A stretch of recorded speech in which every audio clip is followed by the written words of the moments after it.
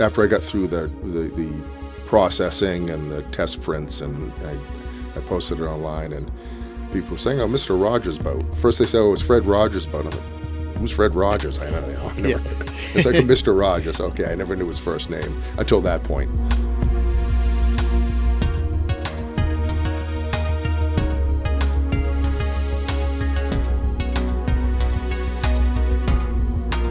All right, so Mike Sleeper, I'm excited to sit down with you. Glad to be here. Always enjoy talking to you, and I'm glad we got the cameras rolling this time. A lot of great stuff going on with you these days, and as always, some of my favorite images. Got 2 of them hanging at my house, and always enjoy seeing your stuff. Some of it, I think the Fenway ones I started to get tired of at the end, but me too. To tell you the truth. But always, your stuff's great. I think you're, cream of the crop as far as photographers on the South Shore goes. There's a lot of great photographers, but I think that you definitely, I think you're at the top level, right?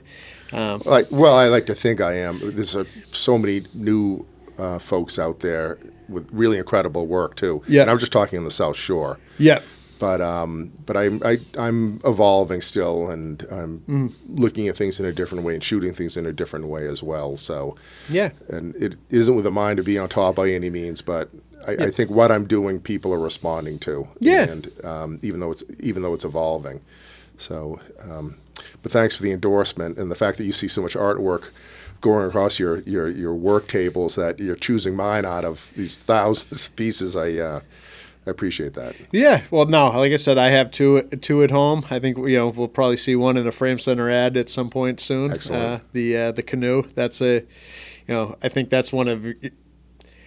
I don't know what I don't know if that's one of your signature pieces at this point. I know August Afternoon is very synonymous with your your photography. Since did you sell that one out? I did in the smallest size. Yep. And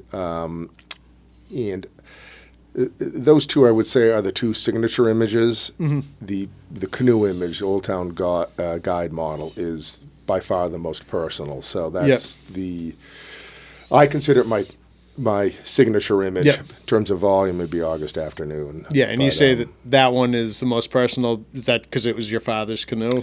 Because it was my father's canoe. The story behind it. Yeah. And we're trying to get a magazine article run on it now as well, yeah. Yeah, it's a cool piece. I mean, And that magazine article, by the way, is about the canoe. Yeah. It's not about me. Well, I'm in it quite a bit because how it worked into my artistic career. You told me about it once before, and what was the significance? Was it like a certain? I know that the Sleeper family is big into boats. Ben's in boat building school, right? Yeah, my son Ben, yes. And so I know that being from Marshfield, being on the water is probably a big thing of yours. But what was it? Was it like a specific boat builder that made the canoe that made it special, or it's an old town and. My father. You're talking to a guy that knows nothing about canoes. So they're pretty much the most famous canoe builder. Yep. And the second one would be Grumman, which is an aluminum canoe. But Old Town is a classic wood and canvas canoe, and they built them from the beginning of the last century. Mm-hmm. And my father had always, growing up, had kayaks and canoes and ice boats, and he would build them himself, or he would get. Or his father would build. My grandfather built his ice boat, mm-hmm. and he built a kayak for him out of wood and canvas. And then my father really enjoyed canoeing, and so there was a canoe for sale in Marshfield sometime around 1960. Mm-hmm. This particular canoe that my father bought and restored. Mm-hmm. So the family used it, since I was an infant, basically, and all the way up. And it's been restored 3 times now, and we're still using it. Yeah, and you use that one when you're actually on the water? And I use it when I'm on the water as a sort of a floating platform to carry all my gear. Yep, and, so it's kind of significant in a lot of the shots as well. Yeah, I take the canoe and go and take a photograph somewhere. Yeah. And then I'd say, why not throw the canoe into the landscape? This kind of looks cool because Yep. it's like a spot of red is what it is. Unless it's the photograph of the entire canoe, obviously. Yep.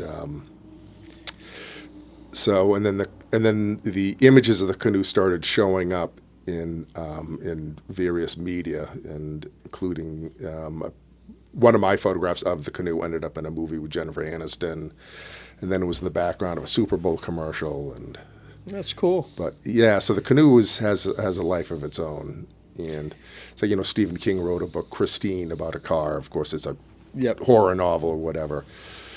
But the book is about the book was about a haunted car, and this is about in a much more positive note. This canoe is just the thing's been all over the place now. It's been seen internationally. Yeah. I've shipped prints of it internationally. So That's awesome. No, I like that one a lot. It's actually like the perfect fit in this the spot in my place. And again, we've shot it, so it'll be in print ad at some point. Yeah. Hopefully it'll. It's the right color for you too, as well, right? Yeah. No. It's a nice little nice little kicker red, frame center red. Yeah. Funny how that works out, but hopefully we'll see that at some point. I'll show you the where we're at this point, but we're just waiting for the right publication, and Beautiful. hopefully it gets you some more exposure when that time comes too. Love it. I also have the Fred Rogers boat one. What's the title on that one? The Matticat Autumn. Okay. Yep. And that was total serendipity. Most photographs I plan. Yep. But when I'm traveling, obviously I can't plan anything. I plan places I want to go to see if I can get a photograph. Yep. And I was headed to Nantucket for the weekend and brought my gear. And I took a couple of photographs and then drove down into Matticat. And I'd never been to Matticat before, and came around the corner and saw that and just got out and started shooting. And then went back the next day to reshoot it with better light, and the light was better, but the photograph wasn't as good the next day. It was too high key or something. Had you realized whose I didn't, property no. it was at the time, or? So I came home and I posted it online. After I got through the processing and the test prints, and I posted it online, and people were saying, "Oh, Mr. Rogers' boat." First they said it was Fred Rogers' boat. I'm like, "Who's Fred Rogers?" I never. It's like Mr. Rogers. Okay, I never knew his first name until that point. Okay. And so it turns out it's his boat, which is sort of lives either behind the house he owned or across the road from where he lived in Nantucket. So. I love that shot. It has a very Wyeth quality to it, like the colors that the shingles in that building. It also reminds me of an artist whose work we used to frame that I really enjoyed his work too. This gentleman Gene Conlon. It just like that weathered, shingled, Well, that's what drew me to it was, if I drive by and see a boat in the marsh, I'm going to photograph it. And having a boat in the marsh in close proximity to a weathered building, that was the whole. Yeah. It's I think there are equal elements, and that was the thing about the light too. Was the day before it was actually overcast, so it did have a sort of a muted Wyeth-like look to it, and that's all that's rung through my head when I've looked at it. It's like Wyeth colors. Yeah, no, 100%. I mean, I think that's what drew me to it, and why I'm excited to have it at the house. So those are the two I have. I think I probably have a Fenway kicking around somewhere that's in retirement. I like the foot marker one and probably only because I haven't seen as many of those. The one that you told me the story about how it was, you can see the old footage that was covered up, and then the new footage was put on there because of Shaughnessy. Yeah, Dan Shaughnessy, because he's got access to the park. Yep. I don't think he can come and go as he pleases, but I essentially he can. He can call and say, "Hey, I'm coming over for whatever reason," and he brought one of those surveying tools with a wheel with and Yep. so he walked it off, and I don't know how he knew I didn't know how he knew it was going to be incorrect, but Yep. and it's funny they just went right they went right over the old lettering, and I think that section of wall has since been replaced. Yeah, it has it. Yeah, but you can see it in the background, and he has a print of that as well. Does he? Yeah. I think that maybe because of the story behind that one that you told me from that collection, that one was my favorite, and maybe the fact that I just didn't frame as many of those, Right, so I didn't just grow tired of it. The behind the wall, the front of the wall. I mean, they're both great shots of Fenway, and like the older wall before the advertisements were up there. I think they're awesome shots, but they're ingrained in my mind, so I don't need to see them anymore. Right, same with me. But there's a funny story about that. It was funny to me, and so the photographs are in the Baseball Hall of Fame now, two of them, the outside and the inside of the scoreboard, and I was going to this Thanksgiving party every year that Dan Shaughnessy and Stan, what's Stan's last name? Stan Grossfeld, the Pulitzer Prize-winning photographer. And they would go to the party every year. And so I'd see him every year and chat about, what little I know about sports. Yep. I could bring stuff up and ask him questions. It was a lot of fun anyway. I went 1 year, and Dan had just gotten into the Baseball Hall of Fame himself for his writing, and which obviously is that's a big deal. Yeah, kind of an accomplishment. Mine's just a couple of photographs, right? Yeah. And anyway, he wasn't there, and Stan was leaving for the night, and let's just say it'd been kind of a raucous party. Yep. And I was saying goodbye to him as he left, and he was walking up the driveway, and I yelled out the door after him. I said, "Hey, when you see Dan, tell him I said welcome to the club." And I don't think he thought it was too funny, but I thought it was hysterical. Yeah. Any word on how Dan took He knows how important it is to him, or how important his work is compared to my my small contribution. So, but he's got a sense of humor. I never heard anything about it afterwards. Yep. That's a pretty good story. So the Fenways are great. I do like the new images too. Thank you. New size, and I'm glad that we're going to get to offer them on the website, and hopefully we'll figure out a way to market those a little bit and get people to come and see them. And that one, the panoramic, that profile or size, I feel like you've always been maybe connected to. I mean, when people see that and the V groove that we put in the mats, I have when people come in to frame things and they look at that size and the V groove, I mean, countless people I think attribute to being familiar with it because they're familiar with your work, whether they saw it in the old days at the when you were selling at the shows, right, or when you were entering shows that were still allowing that size of work. Yeah. But I want that little line, like Mike has. Yeah, that's huge. It dresses up the mat, especially with photography. Photography, I think, looks awkward if you double mat it,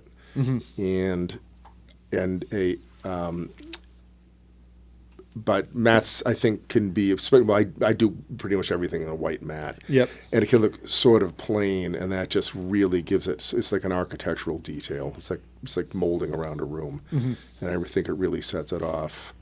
But and these are fun. So with the panoramic photographs, and up until now, I've done everything 100% analog. I only shoot film. Yep. And that's true for any of my larger square pieces, and also my panoramics, and they always will be analog as well. Now, I see a lot of artwork, but I don't know a ton about photography or details on things. Is that format because of the equipment you use, like that size, or is that what's it, a 3-to-1 ratio? Or? It's a 3-to-1 ratio. Well, to tell you the truth, it's just the way I see, and it's the way I've always seen. And even when I was young, like in my teens, I, my whole motivation was to sort of capture, for landscape photography, is to capture a scene the way you'd see it. And so it's almost like preserving, because I've always been a history buff, and it's always been almost like preservation. The whole idea of I'm trying to save something forever. And so I sort of always saw that way panoramically, sort of mimicking eyesight. So I would actually shoot in 35 millimeter, and I would crop it. I'd make these little tiny prints that were, a 3-to-1 ratio roughly, and chop out a bunch of the foreground and the sky and run with it that way. And so when I got out of commercial photography in the 90s, at that point I had been doing large format panoramic photographs for quite a while at that point. And once I ended the commercial photography, I just kept going with the same cameras. And you can't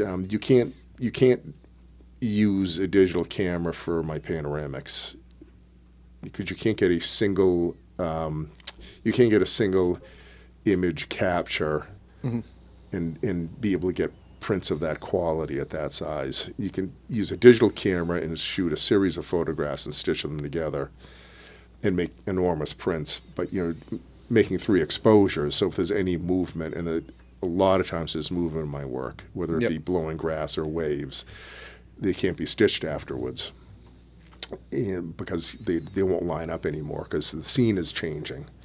So you'll notice a lot of digital panoramic photographs are really just usually totally static scenes, or they do really long exposures so that anything that's moving blurs out, so they they can stitch it. Some of those old pictures when you get the one kid on the end and then he's on the other end. Exactly. Yeah. They run around the back. Yeah, exactly. But this camera is a single exposure for the panoramics, and the quality of the original, the negative or the positive, depending on what I shoot. There's so much information packed into it. You can make billboard size photographs out of them, or prints, I should say. And then the other thing I use analog is an old Hasselblad camera. And actually, the camera's older than I am. None of these cameras are in production anymore. And the Hasselblad hasn't been in production for 30 years, and I don't think I think it's the same with the panoramic camera. So I have to. Sometimes they wear out, and I'm going to buy new ones on eBay. No kidding. Or try and get them repaired, which is hard to get cameras repaired nowadays, analog cameras. So that's why I use those cameras for the panoramics. And then I have the square camera I use just because I like sort of what you're saying, which is a little bit tired of the Fenways. You just see it so much. I grew tired of the 35 millimeter. Format, which is, I can't remember what that aspect ratio was on that. It's a little less than 1:2. I can't remember. So I liked the idea of trying to fit an image into a square format, and especially with landscapes, because trying to chop a square out of a landscape, and I don't use wide-angle lenses at all, because I don't like the distortion they cause. And that's the other thing about this panoramic camera. It's distortion-free. That all the lines are straight. And then I started using the square camera to do landscapes, and I really enjoyed trying to find a way to fit, a vista into something square. So you have to make all these decisions of what you're going to chop out, and how you're going to balance the sky in the foreground and all that. And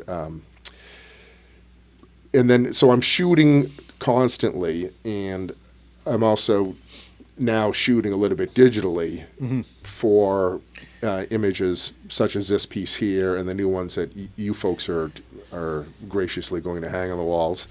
And it's going to be a fun collaboration. It has been already a fun collaboration. The relationship goes back a ways, right? Yes, and but the thing with this new series, which I just call Small Works, a lot of these I just could not do. I can't do with an analog camera because I'm on the go, and they're essentially grab shots I'm taking while I'm actually shooting with my what I call my big cameras.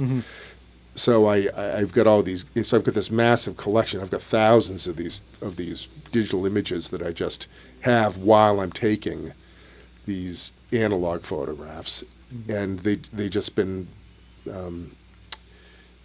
Some of them I've used for as reference. Yep. I'll shoot it.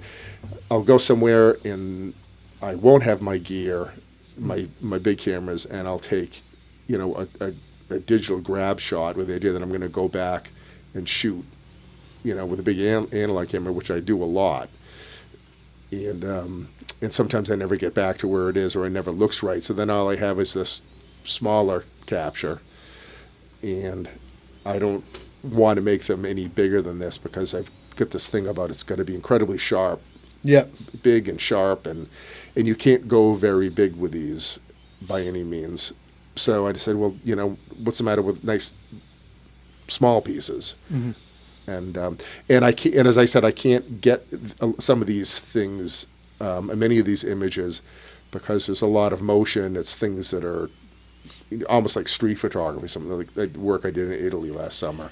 Yeah, I think that they're a good size. I'm excited about the collaboration as well. I'm always excited to work with you, talk with you, frame your stuff. So I think they're going to do really well once we figure out the proper way to get them out there. But we'll start by getting them on the wall and having some people that walk through the frame center see them. I think this one's a particularly cool one. I don't think that's on the site yet, but when we start the next release, that hopefully will make the cut. What's the story behind this one? It looks like an old trunk of some sort. Yes, so we've got all these various artifacts laying around the house that have been filtered down through generations, and that trunk dates to the early 1800s, and it's a trunk in the house, and it's filled with a bunch of old photographs and various documents. And for about a 10-day period in November and then in February, the light comes through our kitchen window, and it grazes down the front of the trunk. And as I say, it only lasts for like 10 days. Because as the sun is getting higher, the sun is certainly coming through the window, but it doesn't hit the front of the trunk. So first I took a picture of it in front of just the trunks. I thought it looked really good, and then I started putting objects on top of the trunk, and that's a paperweight, and it's for Dante. And it's interesting. It's someone etched Dante into the clay before it was cast, whoever the artist was. But they had to, they didn't want to fit it all on one side, so that the T and the E from Dante are on the other side in the shadow. You can't see that, so it looks like it just says Dan. But I can't do that. I can't do that with an analog camera, and I probably could, but I'd have to set it up the day before and sit there the next morning and wait and shoot a pile of exposures, because the exposures would be very, very difficult with an analog camera on that. And then I'd have to make adjustments afterwards. And with a digital capture, it's just sort of, I can see what's happening in real time because it's digital. I don't have that luxury with film. And I was able to just keep adjusting until I get exactly what I want. But then again, I'm working within a 10-minute time frame as well. So I got probably 10 different images of different objects from the same, I'm calling it a set, from the same set, and which were, each of them were done over probably a 20-day period. A couple of days were overcast, there was no light on it. A couple of days I had to, leave for work early, and I wasn't there to see the light. And the first morning I saw it, it's funny, I'm sitting there drinking my coffee, and drop everything. And I just happened to look across the room and saw the way the light was hitting the boxes. I go, look at that, and because I'm always looking at light. And then you try to figure out, well, what can I use that light for? Is what it was. And just the chest was sort of interesting, but it was just a photograph of a chest, and then I started taking paperweights and stuff like that and putting them on there. And no, it's a cool shot. Toys. So. I think at some point that'll probably be hanging around here as well, so other people can get in and see it in person.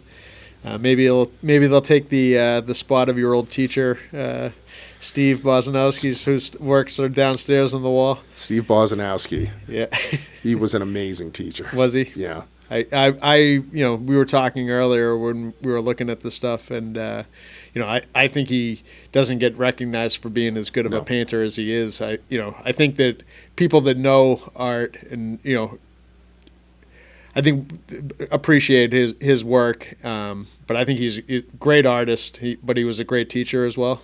He was an amazing teacher, and so he taught me my first photography class, and that's where I learned how to develop film was from Steve. At Marshfield High, I used to have a dark room, and he had an incredible amount of patience, and wasn't so much patient for. Well, actually, it was he learned how to run a classroom full of high school students. Well, that takes patience. and that was half the other patience was guiding people into, learning how to take great photographs. And I still have all the photographs I took in his class. Do you credit him for being an inspiration for you being the photographer absolutely. you are now? Yeah, absolutely. Yeah, and so. I got a lot of great advice from him. I had other classes with him as well, and it wasn't just the photography, but that's where I always had a sort of a creative impulse, and I gravitated towards photography, and I was mostly interested in taking sports photographs at that point, and I was shooting some landscapes, basically revolving around that aforementioned desire to capture, especially things in my neighborhood which was being developed. So I took a lot of photographs of the areas before they were built and that. I've seen some of the old photographs of yours just being over at the studio, like bunch of kids, like high school age kids cramming into cars and stuff like that. I mean, those are cool photographs also. There's that, and I have a couple of the photographs I took when I was in Steve's class are hanging in my studio too. Imagine that, 1981, I guess. Yeah, 81, 82. So, yes, he's a great painter. I have one of his pieces currently. Hopefully, be adding to that at some point.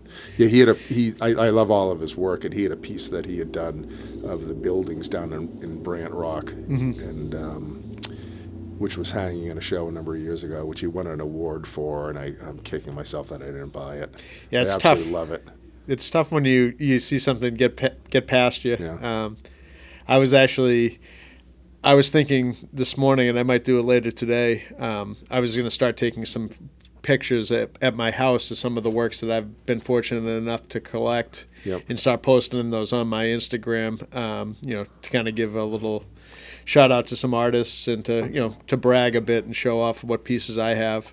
Kind of inspired by your Monday morning picks. Monday morning pick. Yeah, you still getting those out there or occasionally? Yeah, every Monday. Every Monday? And every once in a while, it'll be Tuesday morning pick if I'm traveling or something. Traveling, yeah. Generally every Monday morning. Yeah, I think that's a great follow, too, for people. Not, just to see works or just to see something, It's been about 15 years, I think. No kidding. And, yeah, it's a good reason to post something, right? And then it also, it's a tough market with social media if that's something that, people, I think of it weirdly, like people have so many things captured in their phone and like being able to bring those out into into the real world, having to figure out a way to do that. But it is a great way to see artwork, find new artists. I mean, you give Mike Sleeper a follow on Instagram and then all of a sudden you're seeing, other artists too, I'm sure, and then the algorithm kind of builds around what you're looking at and you see even more and then opens up your, opens up the audience and it opens up the the people you're actually seeing. So I see some good and bad there, I guess. Right now. I think the bad being that I can just look at it on my phone. I don't have to buy. Yeah. Exactly. Well, yeah, it's but it serves two different purposes. Surfing the internet or scrolling through Facebook, and my motivation, as I've said a couple of times now, is just preserving things as I see them, and I'm blessed in as much I get to do a ton of travel, and I've always done a ton of travel, and I just like sharing, And and I've had people say to me, "Why do you keep giving your stuff away for free?" And it's like, "Well, what are you talking about?" So you post it online. It's just like, it's.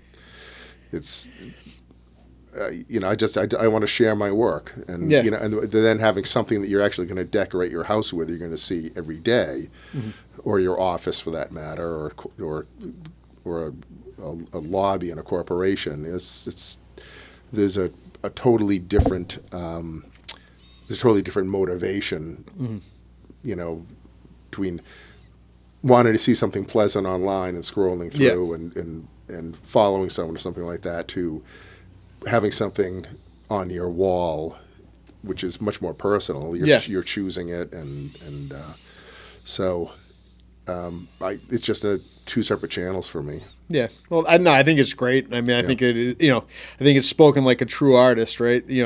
Sometimes it's not always about selling the work. Sometimes it's about sharing it or being proud to be like, oh, I did this, or I took this photograph, or I got to see this, bragging in a sense maybe, right. But at the same time, just sharing with the world. And well, I get comments all the time people. because I live in Marshfield, and I take a lot of photographs in the South Shore, and I post a lot on the town pages, and I get countless comments or messages from people who say, I retired and moved to Arizona 30 years ago, and this just brings me back. And that's essentially why I do it. Yeah, it's rewarding, I'm still here. right? It's rewarding. I love the fact that and a lot of times, or I get these comments, it's like, I used to swim in that pond, or I used to do this, I used to do that. I remember how great that was, and that's the motivation for posting it.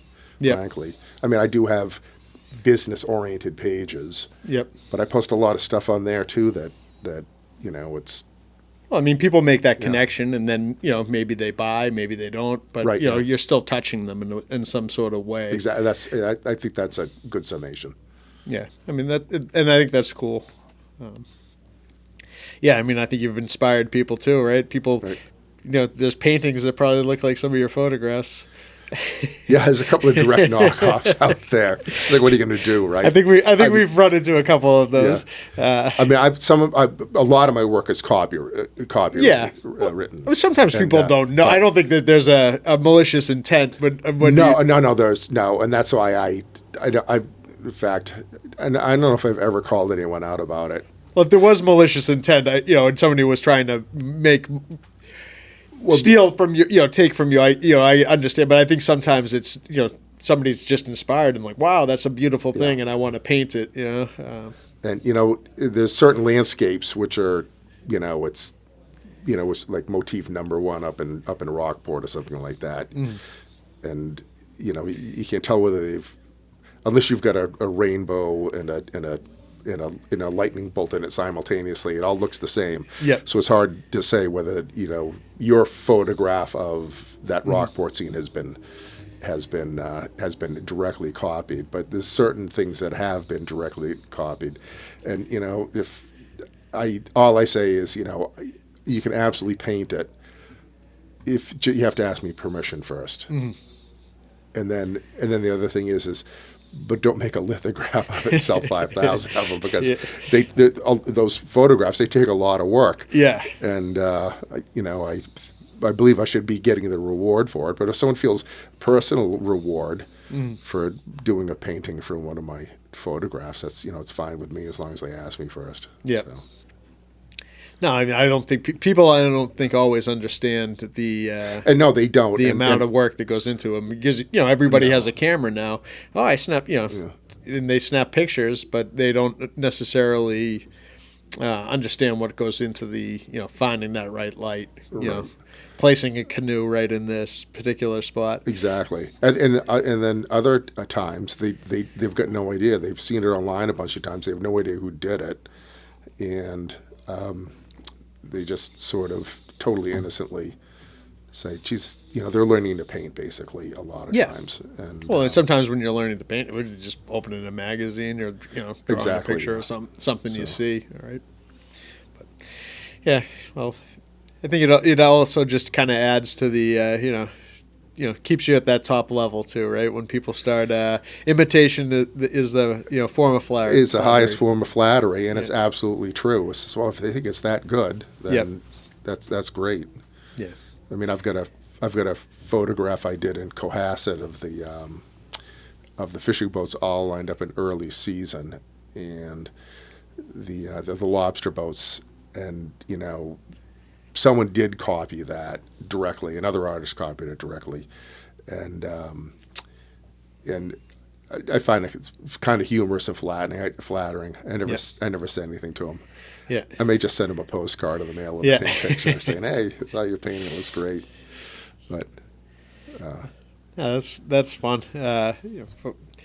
Again, some things you can't control, but some things you can't control, and well, you gotta. There's certain things you just, it's not the hill to die on. I don't want to. I don't want to spend any time thinking about this. I got bigger and better things to do. Yeah, like the new square images. Like the new square images, yeah. People will see those here soon. I think that they're going to be, I was looking over them, as we're getting ready to put a couple on the wall, and they definitely, some of them, particularly to me, I feel like this feels like a Mike Sleeper photograph. Some of them, not as much, but I think that they'll be, those ones are going to be fun, and I'm glad that, because of our relationship that, we get to be the ones that people will be buying those from, hopefully. And some of them are totally different. Like, for instance, I mean, I do have a lot of still lifes. Yep.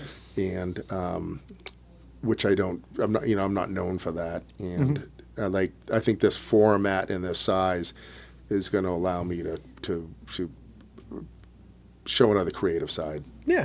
To myself. Something else to show off. Something else to show and see, get feedback from. And yep. Yeah, then the last thing we were talking about too was about, before we started rolling, was about a recent rejection from you. Right, yeah. And I was kind of blown away that that you actually get rejected from from a show. I never expect to get in. I never expect to get in ever, because you never know. Well, you never know what other work is going to be in there, and that's primarily what it is. And these shows are only a certain size. Yep. And first of all, I'm not that arrogant to think that well, if I put it in, it's going to get in. It's like I guess I'm thinking that for you. Yeah, and so I'm always disappointed, but I'm never shocked, and I've never entered a show and put something in with the idea that this is absolutely going to get in, let alone be a show winner, because I think it's such a great piece. Yep. Because once again, you have no idea what else has been put in, and then the jurors may be recognize it and they're kind of sick of seeing my work. Yep. Or but I think on its own merit, I wouldn't get rejected even if they were sick of seeing my work. I think they would put it in just based on its merits. But the other thing is that's the beauty of shows, is changing up the jurors all the time. Yep. So the jurors have different eyes, and there's certain things that they are particularly interested in. And there's sometimes maybe somebody just doesn't like I don't like panoramic shots, or don't like panoramic shots, or I don't like squares, but yeah. It is interesting. I just think it's a good thing for people to hear that even somebody of your caliber has been turned down from a show. I was a little taken back when you mentioned it, right. And I think it's great for the people that got in, but to know that's the way I look at it. I mean, I had a run back in the early 2000s where I was winning, half a dozen shows a year, and best in show too.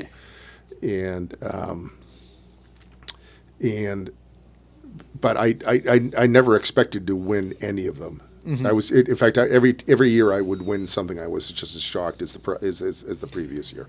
Mm-hmm. And so I never expected to get accepted, and I like the idea that someone else is even getting in, let alone winning. And because I want to encourage people. People still contact me all the time and ask me for advice on photography.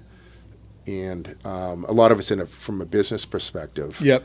And people that I will be competing with, even though I don't competing with in a business sense. Yeah, well, and I give them the whole lowdown. I was like, this is what you want to do. This is how you want to price things. This is where you're going to start showing it. This is going to be the biggest bang for your buck. Yep. And I mean, as long as they're not directly knocking me off. Yeah, well, is, I mean, competition's good in the sense that it does give you, it makes you be better, right? Right. Yeah. You know, you can't let off the gas if you're competing with people. And in sports and in art, like I think that's important. You know, I just feel like you know, not to dwell on your rejection, but you know, I feel like it's good for people to hear because I know I've entered shows before and I've been put off when Right. I've been really excited about a piece that I think, you know, Yes. should be in the show, and then I see the show and I'm like, you know, why didn't mine get in? But I think remaining humble like you are is probably the better approach. And you know, at the end of the day, yeah, in the same pieces, I talk to artists all the time. You know, got rejected in one show, wins best in show in another one, and it's That's happened as well. yeah, it's I mean, it's wild, and keeping that in mind, and people being aware of that, so they don't get discouraged, and that they continue to enter things keep because putting it in. there's so much good from entering because you pay that fee, and that helps the art association, that helps the art community. Oh, absolutely. Because maybe going about it as thinking of it as a donation to the in fact, that's what it is too. The entry fee. Yep. These places, these organizations exist on that, and the other thing, if someone were ever to get rejected to a show and be upset about it and ask me about it, I'll talk to them, tell them I think they got rejected, but first and foremost is just put it right back in another show, or just change the framing on it, because I can look at somebody and say, I can see why the framing would be distracting to a juror because all of a sudden I'm talking about photography now, and the with photography, the frame is intended to sort of isolate the photograph off of the wall and accentuate it a little bit, and that's why photography is generally always framed very simply, and you're trying to encapsulate it to put it on a wall, as opposed to like these oil paintings. Like you go into a museum, you see these crazy ornate gold gilt frames and things, and it actually accentuates the piece. So the whole thing is a piece of art. It's like that painting that was it's a painting from Puerto Rico, which is that was in residence for a number of years at the Met, that I actually went back to the Met twice specifically to see it with limited time. It's like, okay, I'm in New York City an hour and a half, I'm going back to see. It's a title, Flaming June. And it was the whole piece. It wasn't just the painting, it was the frame around it. And it was mind-blowing. But anyway, I'm going off on a tangent. But it's sort of, sometimes, I could say to someone, well, I think you framed it a little too ornately and it distracted from the inherent quality of the photograph. Put a simpler frame on it. And a lot of times it's as simple as that. Yeah. People can find you if they got questions. Oh, absolutely. Mike's Photography at Gmail. Yeah. And email you through the website. Or email me through the website or social media. Just send me a message, and my phone number's everywhere. I love talking to people about photography. No, especially people beginning. Yeah, I mean photography and art too. I mean, I know that. And art, yeah. I mean, me and you have talked about some of the artists around here that we both have pieces from.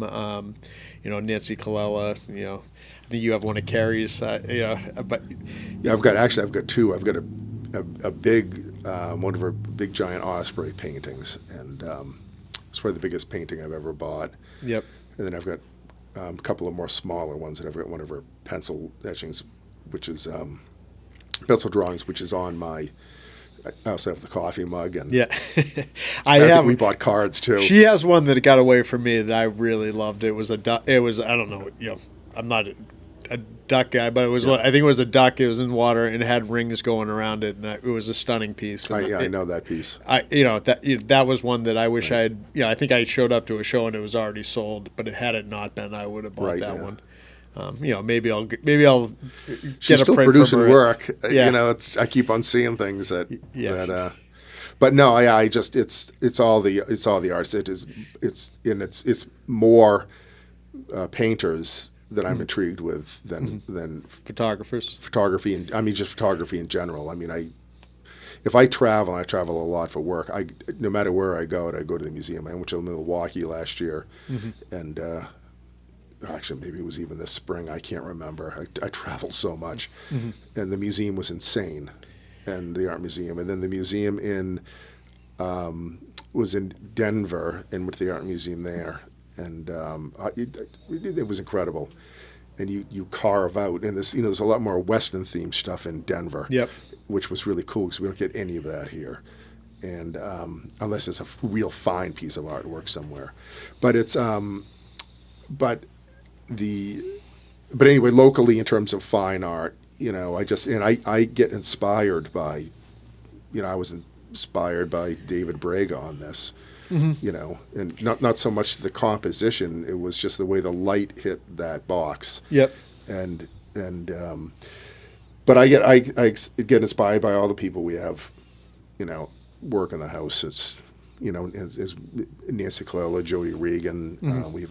I think we have like 6 pieces from Julie Euler. It's a ton of work in the house. And, Nice. And most of the work that you collect, does it have a South Shore tie, or are you? Most of it, yes. It's a South Shore tie, and we have a few inherited pieces, nothing of value, which have sentimental value. They came out of my grandmother's house, and Yep. a couple of things. Then my mother-in-law actually is a great painter, and we have a few of her pieces as well. So. Yeah, most of my collection is South Shore focused. I mean, I'm not opposed to buying pieces when I'm somewhere else too. I actually have one I'm on the hook for right now. I want to buy, like, from a recent trip. It's a sculpture that I'm thinking about pulling the trigger and calling the gallery and buying. But There you go. Yeah, but again, like when I it's travel, gone, it's gone though, right? Yeah. When I travel, I always want to stop by galleries and see, different ideas on like how artwork is presented. Right. Yep. Galleries, frame stores, just inspiration. Yep. Museums too, if I can carve out the time. But when I go to a museum, I want to spend more time there. Right. Yeah. Unless it's when I used to live in Boston and the MFA was around the corner, like I could make quick hits because I'm going home every day. Yep. And then these museums, I have favorite pieces that I go back and see. Yep. That the Flaming June one, I was on its way out. It left in February, and I really wanted it. I had to go see it a couple of times more. But I'm in the Met twice a year, and then there's a couple of other paintings in there. I know where they are, and I'll swing by and look at it, and then I find a new favorite painting every year. Yeah. Which is fun, and then. So this kind of growing. Now it's like, geez, okay, I'm going back. I can't just go in and out. I got to see these 3 or 4 paintings before I go. It's like visiting friends, right? It's like visiting friends, and sometimes they go on loan somewhere, and, Yep. and that sort of thing. So it's like visiting friends.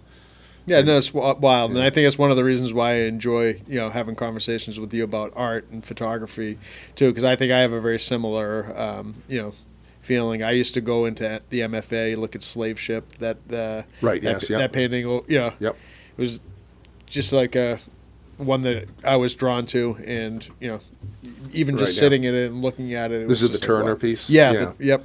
Yeah, I mean, I remember where it used to be at the MFA. Maybe it's still there. I got to get back and visit it, say hello. Yeah, and I'm not sure. It's for me. It's those Sargent paintings. I can't get over the Sargent paintings when I go in there, and so I revisit those all the time. But yeah, it's like visiting an old friend. And I think what you were saying about local work too. All of these artists are my friends. The ones we're hanging in the house, I know them all. Yep. And well, there's a story behind them too. Like sometimes the story is the relationship. I mean, I think that I love both of the photographs I have of yours, but when people see them at the house and I say that that's Mike's, and I have a strong relationship with you, that adds to it. I think that's important, and I do think, like, looking at your work, you see other people's work in it, and like we said the Rogers piece. You see a touch of Wyeth. Right. Yeah. Now that you mentioned Braga about this piece, so like I look at that and I'm like, oh yeah, that's like a trunk or something that you would see in a David Braga painting, and maybe that's because of the way that the lighting is, which you say. Or it's just like that old, weathered, If you've ever been in his studio and you see him set up when he's doing a painting and he's got a light and he's raking the light down the front of an old box, that's, basically the exact, that's the, that's what I saw. As I said, I saw the light. Mm-hmm. And that box just happened to be positioned, and I'm not going to go out and get a light now and try and replicate it. I'm going to wait till next November when the sun comes around again. Yep. It runs on the solstice. Yep. And we can't have leaves in the trees either, because otherwise it blocks it. It'd block the light coming in the window. Yeah, it's wild. No, I mean, not like I've liked the image before. Now I can't look at it without thinking of David's work. Oh, so anyway. So as I said, I saw that, and it's like, oh no, put my coffee down, and then the next day I shot it a different way, and then I put something on there. This be kind of cool to put on there. Yeah, and then I tried a bunch of things. There's probably 6 or 7 photographs in the end. Some of them didn't quite look right, and whatever, but it's 7 o'clock. It hits at about.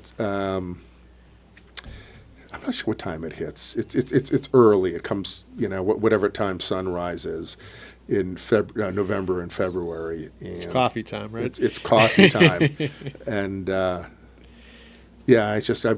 constantly. I constantly need to create stuff. I don't know what the hell it is. So well, that one's I like. I'll probably end up with one of those for a while. Definitely, they'll be on display here. If you do, if you show it to David, let me know how he reacts. Tell him you're inspired. When I see him, I will, and so maybe he'll trade. Maybe he'll trade one of his. Well, you have one of his too. I do have one of his. He gave me a painting in exchange for photographing his wedding. Yep. Which is 25 years ago or something like that. He gave me a little tiny study, and I look at that. The other thing I wanted to mention about all this artwork in the house is I've said this to you before. I look at it every day, and there's one Nancy Colella painting which is in the stairwell on the way down. Yep. So I look at it every morning, and I stop and look at stuff. Yeah. And it's not just it's just not.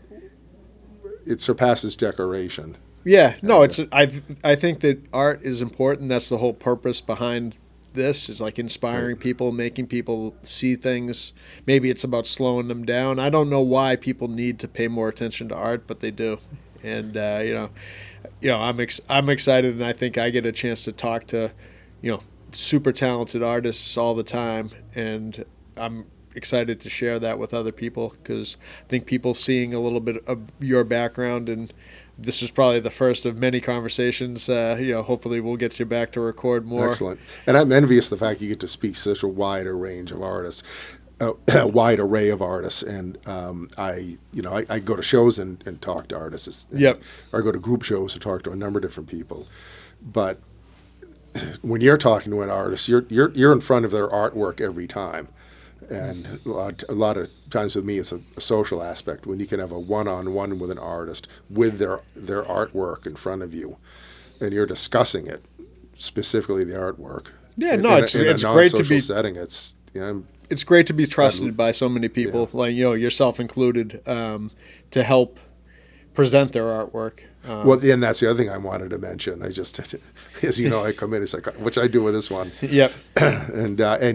And thankfully have changed up stuff on me. I mean, you've let me know, obviously. Yeah. You've called up and said, listen, I think this frame works better, or I think you should do this instead, or there's too much matte on this piece, or not enough matte. And no, it's a great job, and I think that for a number of years I probably even took it for granted, and then that knowing all these people, and I forget sometimes.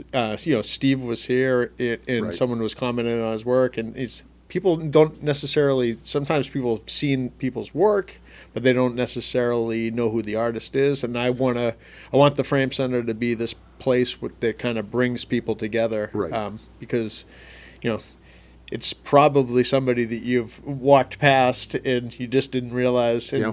getting that introduction, maybe there's a connection there too, and you meet somebody and you like their work. And now you've met them, and it makes it even more special when you have their work on the wall. Especially like you hear a great story from Mike, and all of a sudden that you love Fred Rogers. Like now that piece looks different, and there's a different connection. Right, yeah.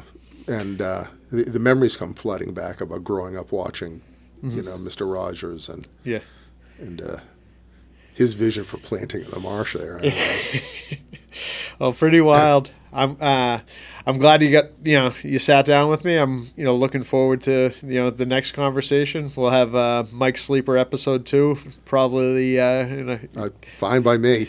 You know me, I can talk. Yeah, no, I know. And some of the stories that I know of your stuff, I'd love to share. I mean, we had the Caitlin show that was here hanging, and she had the fluty connection. Love to tell that story again, because I know that that was one of your sports. Doug Flutie launched me. Yeah, well, taking his pictures. I mean, I think that's a cool thing. I mean, that's a whole market of people hear that story, then they will probably, there's that connection. But plenty of those to cover down the road. Excellent. We can do a whole show just on sports. Yeah, absolutely. Well, thanks for coming by, Mike. Hey, thanks for having me. I love it. It's great. People can see your work. A lot work. of fun. People can see your work at the store. People can see your, link to your stuff through our website. So hopefully they do so, and I'm sure that we'll be framing pieces of yours for years to come. Yes, you will. All right. Beautiful.